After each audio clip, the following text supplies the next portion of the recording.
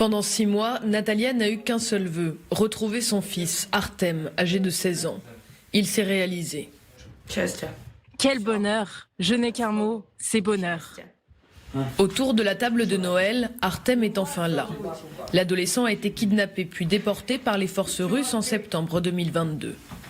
Ce jour-là, 30 élèves sont enlevés dans l'établissement d'Artem. Ils sont alors mis dans un camion et envoyés dans un internat à 200 km de là, dans la ville de Louhansk. Ses amis sont également enlevés.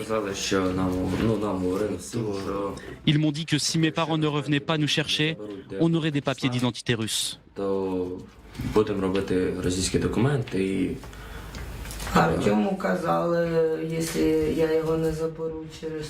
Et ils ont dit à Artem que si personne ne venait le chercher d'ici 3 mois, il serait adopté par une famille en Russie à Rostov-sur-le-Don.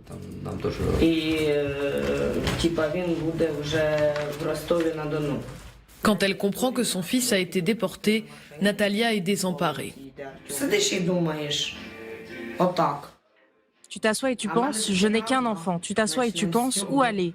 Je ne savais pas où, mais je voulais juste marcher pour aller le chercher. Artem parvient à contacter sa mère et lui dire où il se trouve. Aidée par une association, elle parvient à se rendre en Biélorussie, puis à Moscou, où elle prend un taxi pour l'internat où est retenu son fils. Quand je l'ai vu, j'ai compris que ça y est, je rentrais dans mon pays. Artem est fier de montrer sa collection d'écussons militaires et les adolescents se permettent de rêver. Mon rêve, c'est d'acheter un scooter. Moi, mon rêve, c'est la victoire la plus rapide possible, que cette guerre se termine enfin. J'aime l'uniforme. Je veux rejoindre l'armée et devenir un militaire. À 15 km de là, les forces russes sont à l'assaut. Tous le savent, la menace est là, et pour longtemps. Voilà, reportage Gwendoline de Monod et Camille Sou, envoyé spécial de LCI en Ukraine. Et pendant qu'on voyait le documentaire, je me faisais engueuler par Masha Kondakova, à qui je disais, mais elle parle russe, cette femme, elle parle russe, et son môme aussi parle russe. Elle me dit pas du tout, il parle ukrainien, et elle m'a fait la preuve qu'il parlait ukrainien, parce que ça, en fait, ce sont deux langues quand même assez proches, mais moi qui parle pas ukrainien, effectivement, je me suis trompé, mais un peu russe. Vous parlez un peu russe, donc vous voyez, effectivement, vous avez approché dans le sens que c'était presque pareil, mais ce n'est pas pareil. Parce non, c'est pas la même langue. Où est-ce qu'il faut que j'y aille, qu'est-ce qu'il faut faire.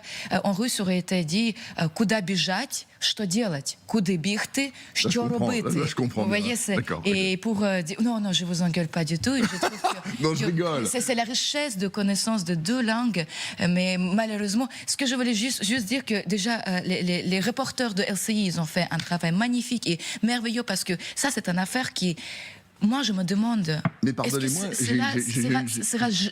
est-ce que ça sera juger les crimes de guerre de déportation des enfants? Attendez, j'ai une question. Moi, comme je vous le disais tout à l'heure, pour moi, tous ces enfants kidnappés, c'était fini. On les revoyait plus. Ils étaient adoptés par des Russes, comme les enfants de la junte argentine ont été adoptés à l'époque, dans les années 70, etc.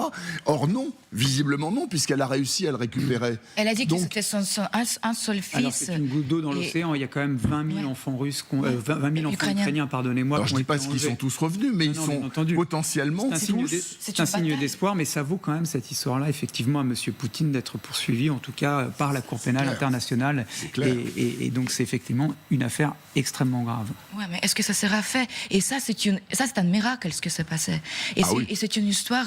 Imaginez le combat. Cette femme, pendant 6 mois, elle n'a pas dormi. Elle pensait qu'à une chose: comment est-ce que je peux retrouver mon fils? Non, mais ce qui est extraordinaire, c'est qu'elle s'est heurtée à l'administration russe qui lui a donné accès à ce camp où se trouvait son môme. C'est étonnant qu'elle était au contact. Mais ils auraient pu lui dire non, on ne sait pas où il est. Mais il ne savait pas où il est. Donc elle a dit qu'il a 3 mois pour le récupérer. Mais ça, c'est un peu comme challenge. Imaginez, mais qu'est-ce que c'est ça? Encore une fois, comment on peut autoriser ces choses-là? Comment on peut être tolérant à un truc comme ça? Pourquoi on ne peut pas juger cette structure qui kidnappe les gens, les enfants, ils les enlèvent, les départent inofficiellement? Moi, écoutez, comment vous savez très bien que Poutine, théoriquement, n'a pas le droit de sortir de ses frontières parce qu'on lui met les bracelets dès qu'il sort, puisqu'il y a un mandat d'arrêt international contre lui. Or, il se balade dans le monde entier. Comment négocier avec lui? Quelle est la solution? Nous restons les voisins avec les Ukrainiens, vont rester les voisins avec les Russes. Quelle est la solution? Et pour revenir sur le sujet de Noël, excusez-moi, je comprends pourquoi les Ukrainiens veulent se distinguer, parce qu'on ne veut plus fêter la fête de la lumière, de l'espoir et de l'amour avec ceux qui attirent sur les enfants, qui tuent les gens civils quotidiennement. Alors, je voudrais...